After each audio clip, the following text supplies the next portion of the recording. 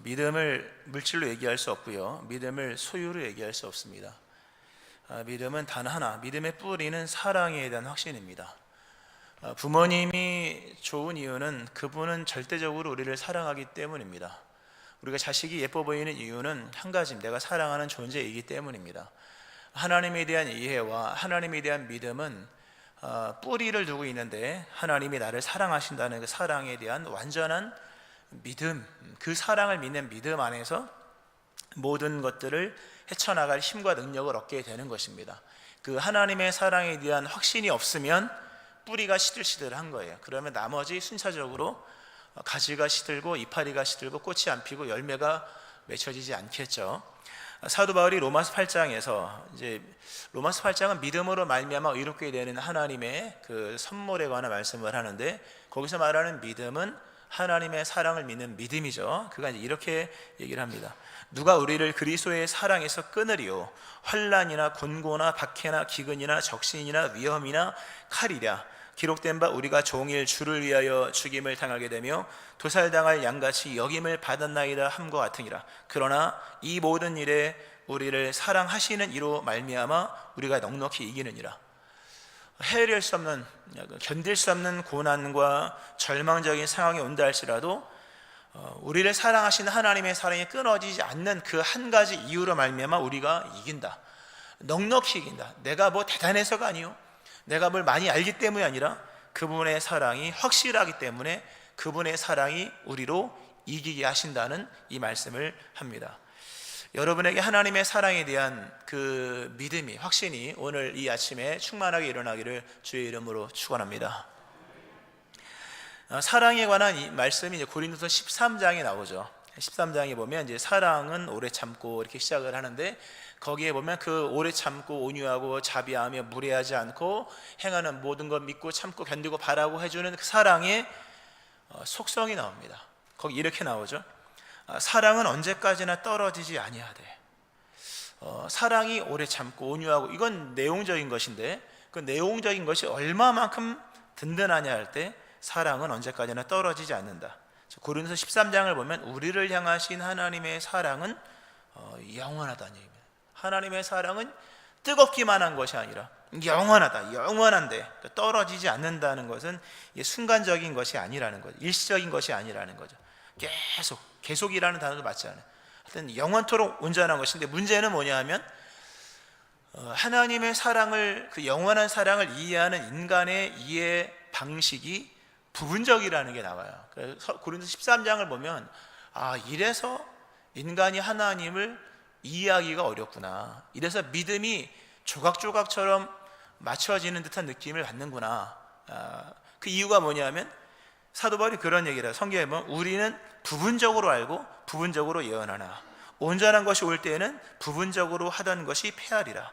우리가 지금은 거울로 보는 것 같이 희미하나 그때에는 얼굴과 얼굴을 대하여 볼 것이요, 지금은 내가 부분적으로 아나 그때에는 주께서 나를 아신 것 같이 내가 온전히 알리라. 참 은혜로운 말씀입니다. 심오한 말씀이고요. 하나님의 사랑이 영원해요. 영원하다고 하는 것은 시간적으로 말하면요, 시작도 끝도 없는 거예요. 질량적으로 말하면 무게를 잴 수가 없는 거예요. 크기로 말하면요, 우리 눈에 다 안 들어온다는 거죠. 끝이 없는 거예요. 그 정도로 큰 하나님의 사랑, 아들을 보내셔서 우리를 구원하신 하나님의 사랑을 우리가 받고 있는데, 우리는 그 사랑을 그렇게 하나님이 우리를 아시는 것 같이 이해하는 게 아니라 우리는 우리 방식, 인간의 한계 속에서 이해를 하는 거예요. 그게 뭐냐면 부분적으로 이해한다는 거예요. 부분적으로 이 크신 하나님을 부분적으로 이해하는 거예요. 10대 때는 요만큼, 20대 요만큼, 어느 정도 모아지면 그림이 조금 나오는 거예요. 그 그림마저도 전체가 아니라 희미한 그림일 뿐이요, 전체의 반도 안 돼요. 반이 뭡니까 여러분, 그죠? 우리가 부분적으로 안다는 부분에서 여기서 뭐가 생기냐 하면 하나님의 사랑에 대한 이해의 한계, 절망, 낙심, 좌절이 생기는 거죠. 부분적으로 아는 것에 대한 설명을 어떻게 드릴 수 있을까라고 할 때 KTX 얘기가 제일 좋겠더라, 그 생각이 들더라고요. 어제요. 우리가 포항에서 KTX 산천이든 뭐를 타면 서울로 갑니다. 한 2시간 한 1, 20분 걸리죠. 2시간 20분 정도 KTX를 타고 가면서 그 네모난 창문, 작지 않은 좀 나름 크죠? 그 창문을 통해서 2시간 넘는 시간 동안 계속 봅니다. 어느 순간부터 가면 이제 서울권이 다가오면 건물이 다르고 뭐 그래 더 보고 싶은데도 막 지나가죠. 그게 전체와 부분에 대한 이해 방법과 흡사합니다. 우리는 창문을 통해서요, 창문 속에 비춰진 장면을 보면서 어떤 것은 지나가고 어떤 것은 잠깐이지만 순간적이지만 정지가 되고 어떤 것은 계속 오면서 작게 보이는 것이 크게 보이고 또 지나가면 다시 작게 보이고, 그렇게 2시간 넘게 창문을 통해서 많은 것을 보는데, 실상 우리가 2시간 동안 보아왔던 그 모든 계속적인 장면들은 실상은 하나였다는 거예요. 하나. 전체는 하나였다. 포항과 서울은 조각이 아니잖아요. 하나인 것인데, 다만 우리가 네모난 기차칸에 네모난 그 기차의 창문을 통해서 우리가 그것을 부분적으로 그리고 계속적으로 어떤 것은 다가올 장면으로, 어떤 것은 지금의 장면으로, 어떤 것은 지나가 버린 장면으로서 과거, 현재, 미래가 발생을 하는 것인데, 실질적으로 그 모든 것은 하나였다는 거예요. 전체적이었다는 거죠. 하나님의 사랑이 그러한 거예요. 하나님의 사랑은 영원하고 끝이 없습니다. 시작도 없고요. 알고 보면 그 사랑은 알고 보면 시작도 없는 거예요. 영원하니까. 그렇게 온전하고 완전한 사랑을 우리가 이해할 때는 우리 이해의 방식 속에서 부분적으로 하나. 그러니까 사도 바울이 너무 희미한 거예요. 빨리 천국 가서 이제는 거울로, 청동 거울로 희미하게 하는 게 아니라 진짜 얼굴과 얼굴을 맞대어 보고 싶고, 이제는 부분이 아니라 온전하게 완전하게 이해하고 싶어하는 그런 하나님에 대한 사랑의 이해를 우리가 사도 바울을 통해 볼 수가 있습니다. 하나님을 이해하는 부분에 있어서 우리가 이해하는 방식을 넘어서야 됩니다.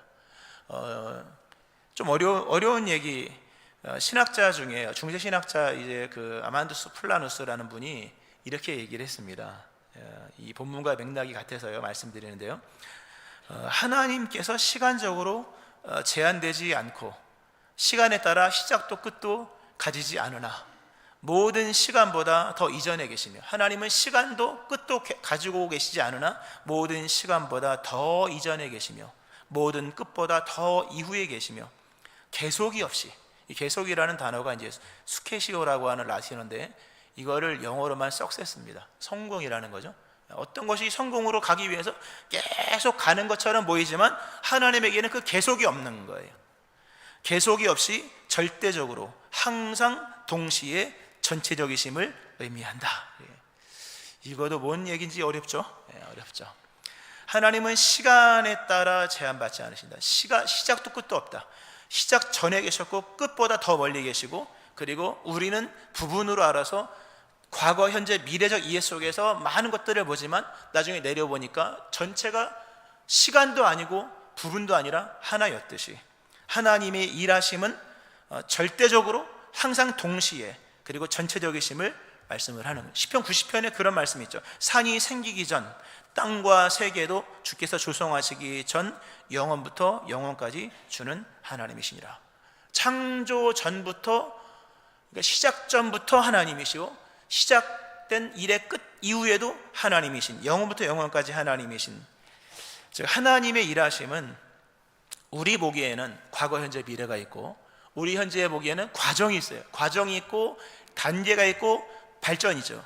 그래서 이런 그 진화론적 개념 속에서 미국에서 막 과정신학이라는 것도 막 나오고 그랬어요. 하나님도 발전하시고 하나님도 마치 이렇게 뭐 전개되듯이. 근데 하나님은 그런 분이 아니라, 비록 일하심의 현상과 행동하심의 측면에서는 단계, 계속, 과정, 과거, 현재, 미래가 이어지는 것 같으나 실제로 하나님은 그 본질상에 행하시는 일들은 계속이 아니라 영원이라는 거죠. 그 영원한 세계를 다만 우리가 부분적으로 오늘이라는 시간 속에서 알 뿐인 거예요. 여기서 하나님을 다 이해하기가 어려운 거예요. 인간은 그러므로 우리 KTX 타고 가다 보면 어느 구간에 가면 터널이 나오면 그 터널 구간에 막 절망을 하는 거예요. 아무것도 안 보여요. 그러나 터널이 끝이 아닌 거잖아요. 그렇게 하나님을 이해하는, 이건 인간의 이해와 지혜가 아니라 비공유적 속성이거든요. 하나님의 비공유적 속성, 이건 인간의 머리로 이해가 안 되는 거예요. 이건 공유되지 않는 속성. 우리 너무 잘 아는 얘기잖아요. 우리가 공유할 수 있는 하나님의 이해될 수 있는 속성이 있는가 하면 비공유적, 인간의 지혜로도 인간의 머리로 이해가 되지 않는, 그래서 뭐가 필요하면 믿음으로 공유하는 거예요. 할렐루야. 믿어야 되는 거예요. 믿음으로 나가라. 오늘 이 자리에 계신 분들 가운데 부분적으로 알고 부분적으로 이해함으로 인하여서 오늘 인생의 험난한 시간이나 시련이나 어둠이나 또는 삶의 우울이나 절망의 터널을 지나는 분이 있다면 그게 전체가 아니요, 그게 부분일 뿐이요, 그게 과거, 현재, 미래 이런 것들이 아니라 하나님의 큰 계획 안에 놓여있는 하나님의 어찌 보면 전체적인 것들인 거예요. 우리는 소유에만 관심을 갖잖아요. 그거 없어지면 난리예요. 근데 소유가 아니라 때로는 있는 것도 중요한 거잖아요. 여기 교회 건물들 중에 여기 있는 모든 것들 중에 여러분의 소유는 하나도 없잖아요. 근데 우리가 이걸 쓰잖아요. 왜냐하면 있기 때문에. 하나님의 사랑에 대한 이해는 소유중심적인 인간의 세계 속에서는요, 요만큼도 이해가 안 되는 거예요. 우리의 소유로만 주신 것이 아니라 있는 것들로 주셔서 내 것도 아닌데 막 쓰잖아요. 그죠? 이게 우리의 부요함인 것이니 하나님의 사랑을 이해하는 것이 우리가 그동안 얼마나 부분적이었는가, 그리고 부분적인 구간을 지날 때 우리가 얼마만큼 절망을 했었는가라고 하는 거예요. 오늘 예언서를 읽는데요, 예언서의 그 히브리어의 예언서의 대부분의 모든 문구들은 완료형으로 되어 있습니다. 될 것이다가 아니라 이미 된 것으로 시작을 하는 거예요. 다만 우리에게는 미래형으로 다가와요. 미래형으로 다가오지만 하나님의 일에서는 이미 완성이 된 거죠. 그래서 오늘 이사야 41장 10절 말씀을 제가 원문으로 읽어드리면, 해석을 한 거 읽어드리면, 너는 두려워하지 않을 것이다. 왜냐하면 내가 너와 함께 있기 때문이죠. 함께. 너는 놀라지 않을 것이다. 왜냐하면 내가 너의 하나님이기 때문. 내가 너를 강하게 했다. 참으로 내가 너를 도왔다. 참으로 내가 너를 내 능력의 오른손으로 붙들었다. 붙들 것이다, 도울 것이다, 붙잡아 주리라가 아닌 거예요. 원문으로 보면 이게 참으로, 그러니까 특히 부사적 표현이 있는 참으로라고 하는 이 부사 표현이 들어있는 문구는 무조건 오늘 본문의 말씀에는 과거형이죠. 내가 너를 붙들어 줄 게가 아니라 벌써 붙들었어. 내가 너를 도울 게가 아니라 도왔어 벌써. 그러니까 우리를 향하신 하나님의 사랑은 이미 완성된 거예요. 신약적 표현으로 그리스도 예수께서 십자가상에서 이미 다 이루었다고 말하는 거예요. 그 큰 세계를 오늘 우리는 과거와 현재와 미래로 살아갈 뿐인 것이요, 우리가 이해하는 틀 안에서, 부분 안에서 그것을 그렇게 부분의 충만함을 마치 전체의 충만함인 것처럼 착각을 할 때가 있는 거예요. 너무 절망하지 마세요. 끝나지 않은 줄로 믿으시기 바랍니다. 오늘 설교 제목이 절망의 거인에게 사로잡힌 포로들이라는 제목인데요, 이 철로역정이라는 책에 보면 이 두 명의 순례자, 크리스찬이라는 사람과 그의 친구 이 소망이라는 친구가 함께 길을 가다가 믿음의 길을 가는데, 믿음의 길보다 더 편안해 보이는 푸른 풀밭 담 하나를 상대로, 여기는 믿음의 길이고 옆에 쭉 수평선처럼 연결되어지는, 굳이 이렇게 믿음의 길로 안 가고 일직선으로 나와 있으니까 이쪽 길로도 갈 수 있는 평원이 펼쳐집니다. 대평원이 담장 하나 사이로. 그래서 우리 힘드니까 우리 평원으로 갑시다. 잔디밭 초원으로 갑시다. 그래서 이 두 명의 순례자가 그 평원의 길을 갑니다. 끝도 없는 길을 가다 저녁이 돼서 잠을 자고 있는 상태에 해가 뜨기 전에 그 평원의 주인인 한 사람이 옵니다. 거인입니다. 오늘 주보에 보면요, 진짜 무슨 도깨비처럼 생긴 큰 사람이 나오죠. 이렇게 큰 사람, 어마어마하게 큰, 바로 절망이라고 하는 거인입니다. 이 절망이라고 하는 거인이 이 자기 초원에서 잠을 자고 있는 이 두 명의 순례자, 크리스찬과 이 소망이라는 이 순례자를 니네 뭔데 남의 우리의 영역에 들어왔느냐 하면서 끌고 가는 거예요. 잡아서 끌고 어디로 가냐면 저 멀리 보이는, 주부에 멀리 보이는 절망이 사는 그 성으로 끌고 들어가서, 이제 절 보세요. 끌고 들어가서 재밌어요. 애들이 얼마나 좋아하는지 몰라요, 그죠? 너무 좋아하면 안 돼, 애들 같은 거예요. 잘 보세요. 절망의 거인 이 두 명을 사로잡아 가서 감옥에 가서 패댕기 치고요, 거기서 함신 두들겨 팹니다. 몇 날 며칠을 두들겨 패면서 4일간의 시간 동안에 물도 주지 않고 밥도 주지 않는 거예요. 죽으라고 패고 먹을 것도 물도 주시지 않으니까 정말 죽을 것 같은 상황에 놓여 있는 것이고, 나갈 수도 없는 아주 그 잠겨져 있는 그런 감옥에 놓여 있습니다. 이 절망이라는 거인에게는 아내가 있었는데 그 아내의 이름은 우울이요, 우울증의 그 우울이었습니다. 이 절망이 자기 아내에게 우울에게 물어봅니다. 우리의 영역을 침범한 이 두 명의 순례자를 내가 어떻게 해야 되겠냐 물어봤을 때, 그 우울이라고 하는 아내가 그들로 하여금 자살을 하도록 유도하라 이렇게 얘기합니다. 자살을 하도록 유도하십시오. 부인의 얘기를 듣고 절망이라는 이 거인이 이 작은 순례자들에게 가서 막 흠신투덕 뚜르게 팹니다. 막 던지고요, 진짜 막 죽기 직전까지 몰아넣습니다. 다만 죽이지 못합니다. 죽기 직전까지 몰아넣고 이렇게 얘기합니다. 너희들은 여기서 살아나갈 수 없다. 살아봤자 극도의 고통을 당할 뿐이다. 여기서 나가는 방법은 스스로 자살을 하는 것이다, 이런 얘기를 합니다. 그 책에 나오는 내용이에요. 그래서 이 크리스찬이라는 사람이 이 상황과 이 얘기를 듣고요, 그리고 무수히 죽었던 사람들의 모습을 보여주거든요.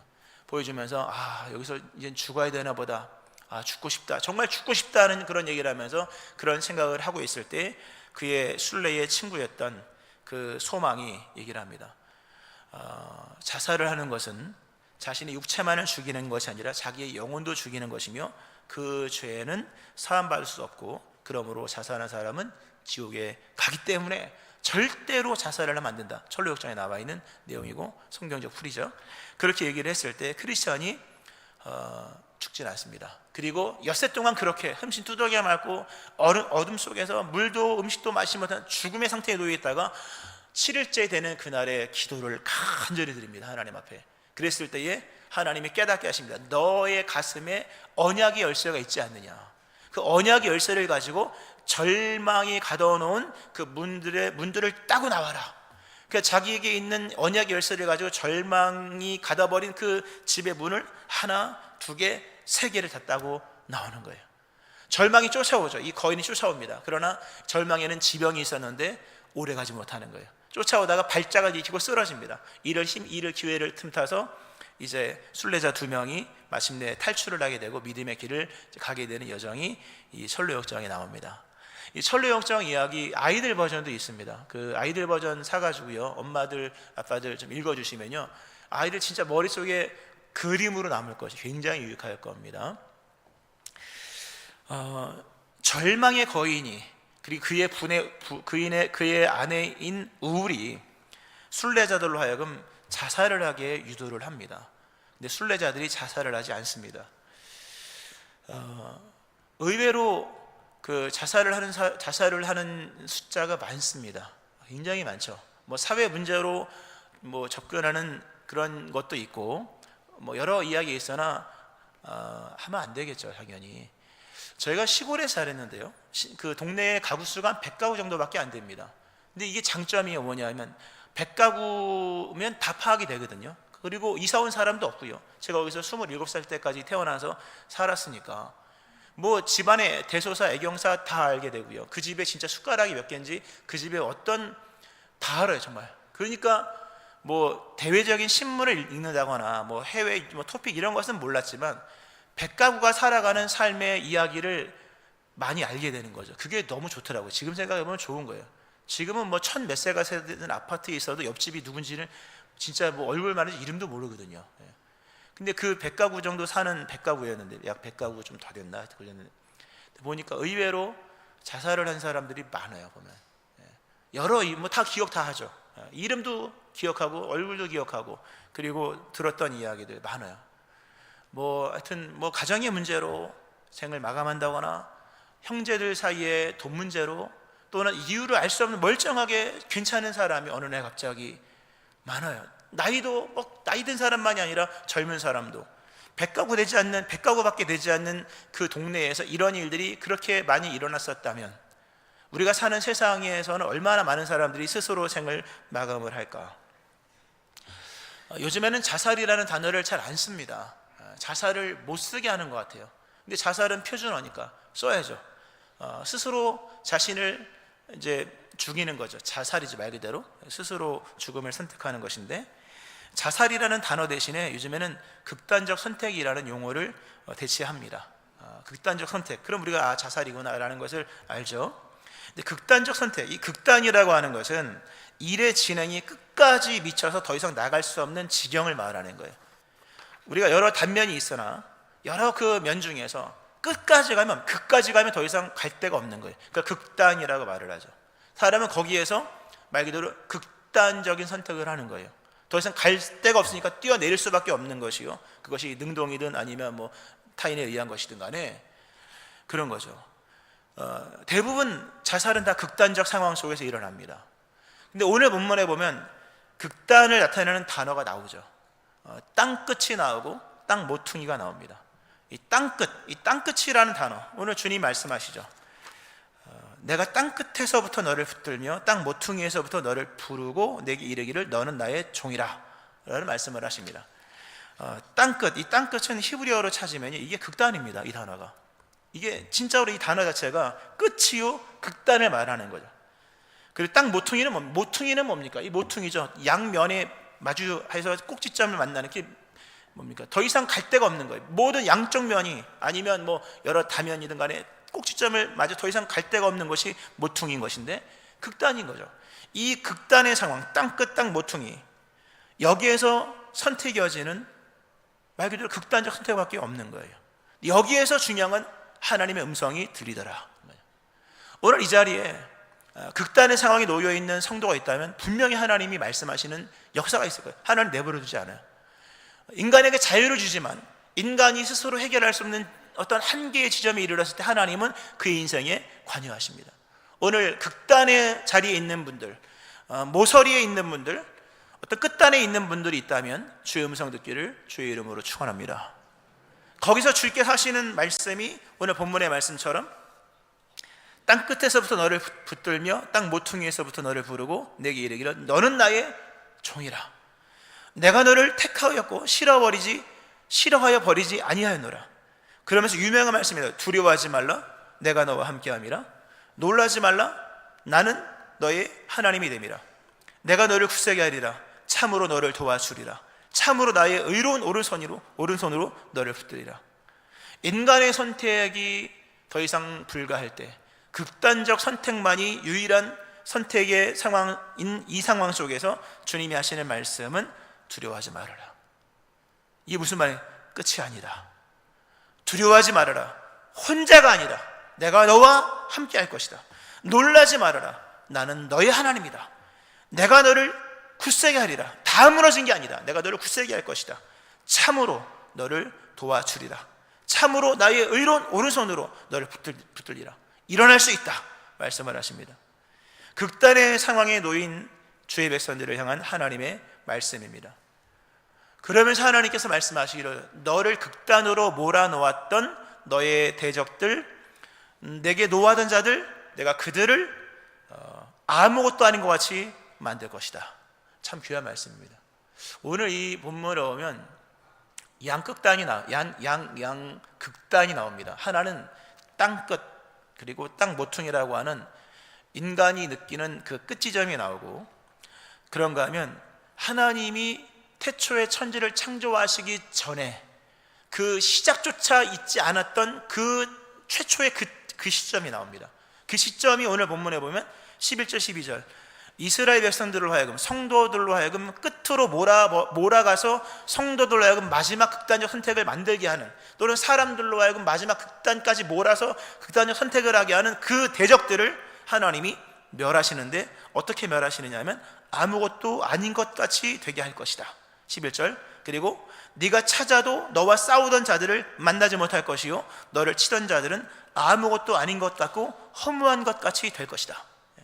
아무것도 아닌 것 같이 될 것이며 아무것도 아닌 것 같고 허무한 것 같이 될 것이다. 무엇이? 너를 극단으로 몰고 있는 삶의 문제들을, 너의 대적들을, 너를 치고 있는, 너를 괴롭게 하는 너의 삶의 문제를 내가 아무것도 아닌 것 같이 만들 것이다. 여기서 아무것도 아닌 것이라고 하는 이 단어는 이게 완전한 무를 말합니다. 완전히 없음.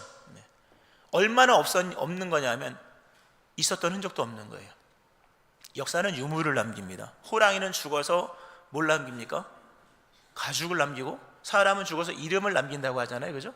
근데 여기서 아무것도 아닌 것 같이는요, 그 흔적도 없게끔 만들어 버린다는 거죠. 그리고 이 허무한 것 같이 만든다. 이 허무는 존재하지 않은 상태를 말합니다. 제가 원문적인 얘기라. 존재하지 않은 상태, 애초에 없었던 것처럼, 이름도 없었던 것처럼. 이게 어떤 의미냐 하면요, 창세기 1장을 보면, 우리 너무 잘 아는 얘기죠. 창세기 1장 2절에 보면 땅이 태초에 하나님이 천지를 창조하시니라. 땅이 혼돈하고 공허하며 흑암이 깊음 위에 있고 하나님의 영은 수면이 운행하시니라. 땅이 혼돈하다, 이거 토우죠. 형체가 없다, 질서가 없다, 그리고 공허하다, 의미가 없다 하는 거예요.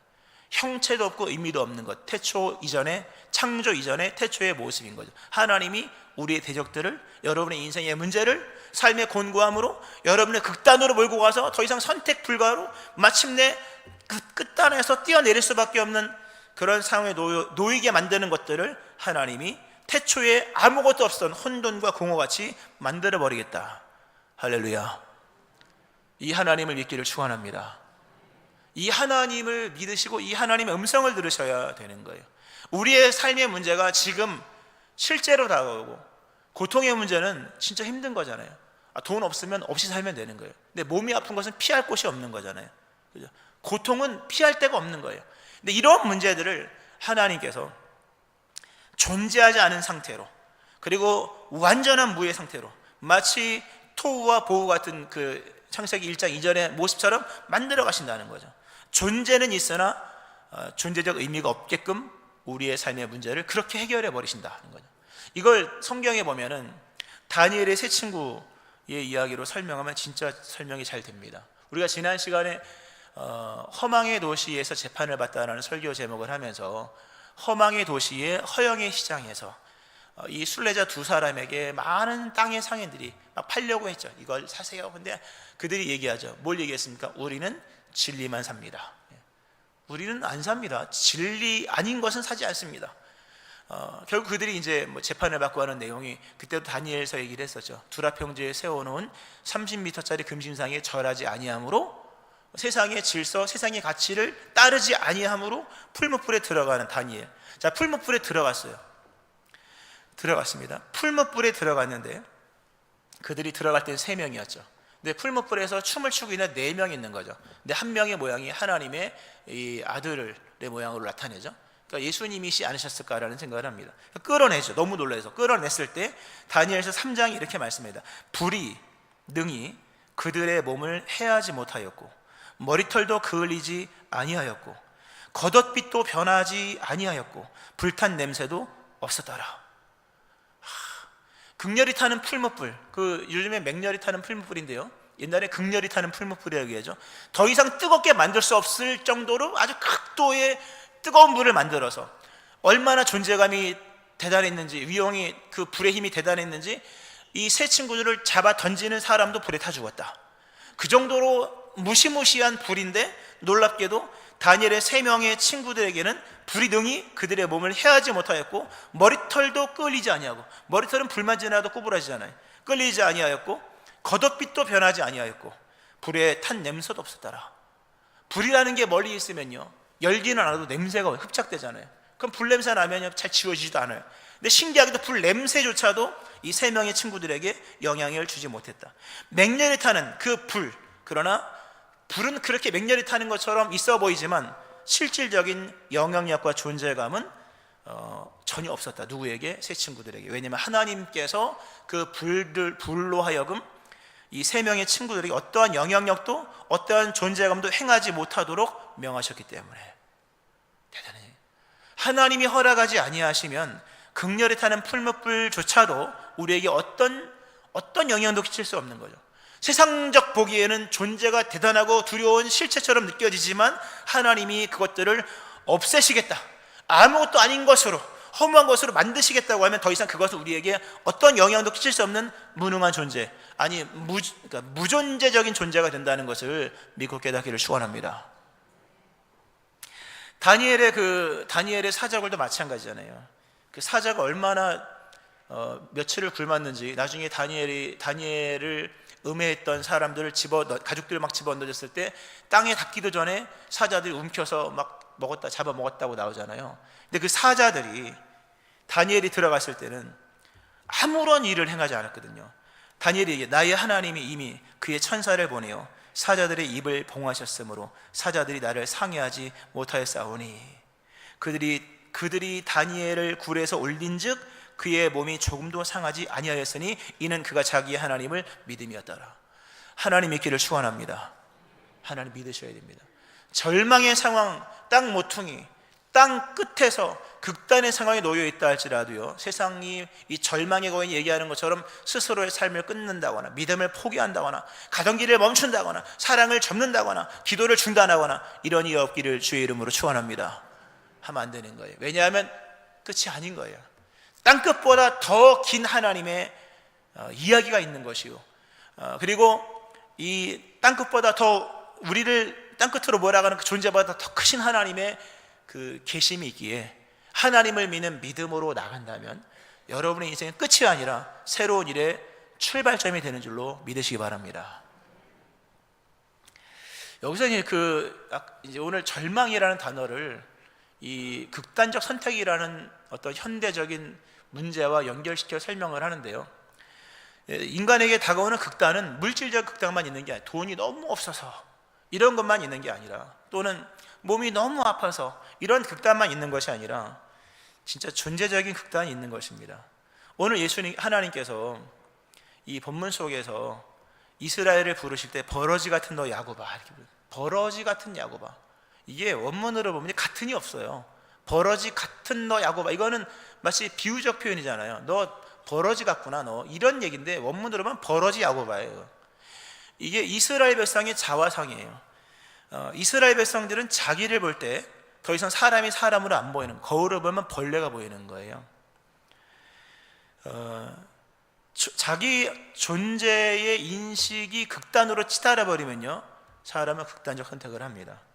근데 사람은 어떤 인생의 실패를 거듭하게 되면 자기는 자존감이 떨어집니다. 너무 인생의 실패를 많이 경험하면 자존감이 떨어져요. 애들이 야단을 너무 많이 맞으면요, 많이 맞고 살면 자존감이 떨어집니다. 그거 성령이 아니고서는 일으킬 수가 없어요. 자존감이 떨어진다는 얘기 뭡니까? 자신의 존재 가치가 하찮게 여겨지는 거예요.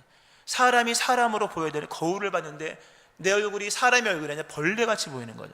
내가 나를 혐오하는 거예요. 내가 나의 값어치가 있어야 되냐. 저는요, 제 안에 가치입니다. 저는 1,000만 원보다 제가 귀합니다. 저는 1억보다 제가 귀합니다. 저는 100억보다 제가 귀하고요, 1,000억보다 더 귀하고 돈으로 저를 살 수 없을 것입니다. 어떤 돈을 가지고 와도 저는 그 돈에 나 자신을 팔지 않을 것입니다. 이게 저의 자존감이에요. 저는 함부로 어떤 것에 자신을 팔지 않습니다. 물론 넘어지고 쓰러지는 건 있다 할지라도 이게 자존감이에요. 자신의 가치가 얼마나 위대한지를 알아야 되는 거죠. 근데 만약에 제가 나는 100만 원짜리야, 그러면 무너지는 거예요. 자신을 팔게 되는 거죠. 무너지는 거죠. 현대인들의 내면 속에 돈이 없어서 비참한 게 아닙니다. 돈이 다 몇 억짜리 집은 또는 살잖아요, 다. 그죠? 사는데 자기 내면의 존재 가치를 형편없이 여기는 거예요. 자기의 가치를 나는 1,000만 원보다 못해, 나는 100만 원도, 예를 들자면 이렇게 얘기를 하는 거죠. 그리고 자신의 형상, 자신의 모양을, 존재에 대한 자기 인식 속에서 자신에 대한 얼굴을 마주할 때 자신을 벌레처럼 여기는 거예요. 심각한 문제. 행여 그런 분이 있다면요, 빨리 주님께 돌아오셔야 됩니다. 벌레를 좋아할 사람 아무도 없어요. 그렇죠? 벌레처럼 여겨지면 그 다음에 순서는 뭐냐면 죽고 싶은 거예요. 그 유대인들을 600만 명 학살했던 독일이 그 고민하는 그 독일 군인들에게 그 포로 수용소에서 그들을 죽여야 되는, 독일 군인이라고 유대인 죽일 때 편하겠습니까? 여러분, 사람이 사람을 죽이는데 힘들죠. 그래서 독일 나치가 했던 것 유명한 얘기잖아요. 그 포로 수용소에 화장실을 한두 개밖에 만들어 놓지 않는 거예요. 그 화장실에 가려면 줄을 서야 되고요, 물도 잘 주지 않는 거예요. 양치도 못해 세수도 못하는 거예요. 그럼 사람이 당연히 냄새가 나겠죠. 악취가 풍기는 거예요. 사람이 너무너무 지저분해 보는 거예요. 당연히 뭡니까? 혐오스러운 거예요. 그런 얘기 했어요. 그 유명 그때. 사람을 죽이는 것은 어렵다. 그러나 개를 죽이는 것은 쉽다. 파리를 죽이는 것은 더 쉽다. 지저분하게 만들어서 죽이고 쉽게 만들고 죽게 한 거예요. 그래서 그렇게 많은 사람을 죽일 수가 있었던 거예요. 스스로 자기가 벌레처럼 보이면 선택은 뻔한 이야기예요. 사람이 사람처럼 보여야 돼요. 우리 안에 있는 하나님의 형상이 보여지기를 주의 이름으로 축원합니다. 이 오늘 현대의 문제는, 이렇게 많은 사람이 스스로 삶을 마감하고 자살하는 원인은 물질이 없기 때문인 것도 있고 사업이 힘들어서일 때도 있겠으나, 상당수의 경우는 자기 안에 존재에 대한 자기 인식의 극단을 간 거예요. 극단. 자기가 아름답지 않은 거예요. 자기가 가치 있게 여겨지지 않는 거죠. 자기가 형편없이 보이고 무가치한 존재로, 그러니까 사람들이 스스로 생을 마감을 하는 거죠. 가장 큰 절망은 언제나 우리 안에 내면의 세계에서 일어나는, 특별히 성도들 마찬가지입니다. 믿음에 진력하면 진력할수록 반대를 경험을 합니다. 열정이 앞서면 넘어짐을 경험할 수밖에 없는 거예요. 그래서 은혜가 우리를 뒷받침해 주므로 넘어지지만 다시 일어서는 거예요. 근데 이런 일이 차츰 반복되다 보면 때로 우리 안에 회의와 의심이 들면서 믿으니만 안 믿으니만 못하다, 기도해도 소용이 없다, 차라리 안 믿으면 좋을 것을, 교회도 안 나오는 거죠. 하나님 그거 아십니다, 여러분. 버러지 같은 야곱아, 주님 말씀하십니다. 너 이스라엘아, 두려워하지 말아라. 나 여호와가 말하노니 내가 너를 도울 것이라. 너의 구속자 이스라엘 하나님, 나는 거룩하니 내가 너를 붙잡아 주겠다 말씀하십니다. 그 키에르케고르가 쓴 유명한 책이 있습니다. 소렌 키에르케고르가 쓴 유명한 책 중에 우리가 잘 아는 얘기죠. 죽음에 이르는 병이라는 책이 있습니다. 죽음에 이르는 병. 개인이 직면하는 감정과 감각에 초점을 두고 종교적 관점에서, 기독교적 관점에서 쓴 좋은 책입니다. 좋은 책인데요. 그래서 무신론적인 인간의 이해 이런 것과는 다르게 기독교적인 실천으로 인간이 인간으로 회복되기 위해서 무엇이 진짜 있어야 되는가, 이걸 다룬 책이 이제 죽음에 이르는 병인데요. 일단 죽음에 이르는 병이 뭐냐? 암이냐 아니면 코로나냐? 아니다. 절망이다. 인간은 절망하면 죽는다. 그 절망이라고 하는 건 돈이 없어서 절망, 가난이 아니라 자기 존재 인식에 대한 극단적인 이해인 거예요. 자기 자신에 대한 인식이 왜곡될 때, 자기의 존재 가치를 상실할 때 인간은 절망에 빠지고 인간은 죽는다 얘기를 합니다. 그러면서 그가 그런 얘기를 합니다. 절망에 빠진 인간, 자기 존재를 상실하고 자기의 존재 가치를 더 이상 발견할 수 없고 자기의 자화상이 무너져버린 사람들, 다시 어떻게 하면 그 절망으로부터, 죽음에 이르는 병, 절망으로부터 해방될 수 있을까? 그것은 하나님 앞에서 자기 인식을 하는 것이다. 하나님 앞에 서서 자기 인식을 다시 하는 것이다. 그 유명한 얘기를 합니다. 신 앞에 선 단독자, 하나님 앞에 선 단독자, 하나님 앞에 서라는 거죠. 어떻게? 홀로. 그래서 뭐 하라니까? 하나님의 음성을 들으라는 거예요. 오늘 이 본문, 이 말씀은요, 우리가 하나님 앞에 선 단독자가 되어서 골방에서 몰래 혼자만 들어야 될, 이거 혼자 들으세요. 집에 가서 이 본문 말씀을 혼자서 읽어보세요. 같이 무리해서 너도 나도 주시는 말씀으로 들으면 회복이 안 돼요, 여러분. 내게 주시는, 하나님 앞에 단독으로 서 있는 사람에게 하나님이 하시는 말씀으로 내가 땅 끝에서부터 너를 붙들며 땅 모퉁이에서부터 너를 부르고 내가 너에게 이르기를 너는 나의 종이라, 두려워하지 말라, 내가 너와 함께합니다. 이 음성을 들을 때 비로소 그 사람이 자기 존재 인식이 회복되는 거예요. 절망이 사라지고 소망이 생겨지는 거예요. 할렐루야. 하나님 앞에 설 수 있는 용기를 갖기를 축원합니다. 하나님 앞에 설 수 있는 용기를 가져야 돼요. 말씀 맺으면서요,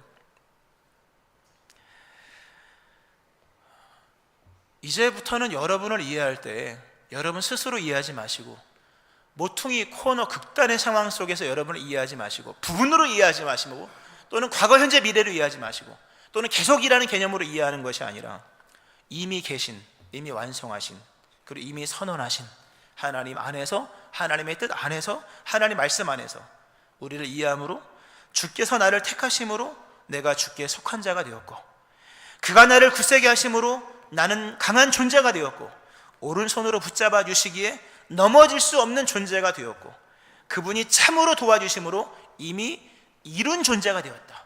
이미 이루어진 존재가 되었음을 믿는 믿음 안에서 회복이 될 것입니다. 절망하지 말고 다시 하나님 앞에 서는 가운데 세우시는 하나님의 은혜를 힘입어서 모두가 절망으로부터 벗어나 하나님 앞에 영광에 이르는 자 되어지기를 주의 이름으로 축원합니다. 아멘. 기도하시겠습니다. 두려워하지 말라, 내가 너와 함께함이라. 놀라지 말라, 나는 너의 하나님이 됨이라. 내가 너를 굳세게 하리라. 참으로 너를 도와주리라. 참으로 나의 의로운 오른손으로 너를 붙들리라. 하나님, 극단적인 선택이 난무한 이 시대, 우리가 땅 끝에 서 있으며 땅 모퉁이에 서 있습니다. 우리는 이미 극단의 자리에 서 있으며 우리의 존재의 인식은 이미 극단으로 치달아 우리가 거울을 볼 때 우리의 모습이 혐오스러울 때가 있고, 우리의 존재 가치가 지극히 미미하여 어떤 것과도 하나님 이제 바꿀 수밖에 없는 그런 존재가 된 것임을 고백합니다. 하나님, 모두가 하나님 앞에 서게 하여 주옵소서. 우리에게 말씀하시는 주의 음성을 들음으로 말미암아 하나님이 부여하신 이 존재의 의미와 가치를 깨닫고 다시금 영광의 길로 나아가는 믿음의 성도가 되게 하여 주옵소서. 감사드리며 예수님 이름으로 기도합니다. 아멘.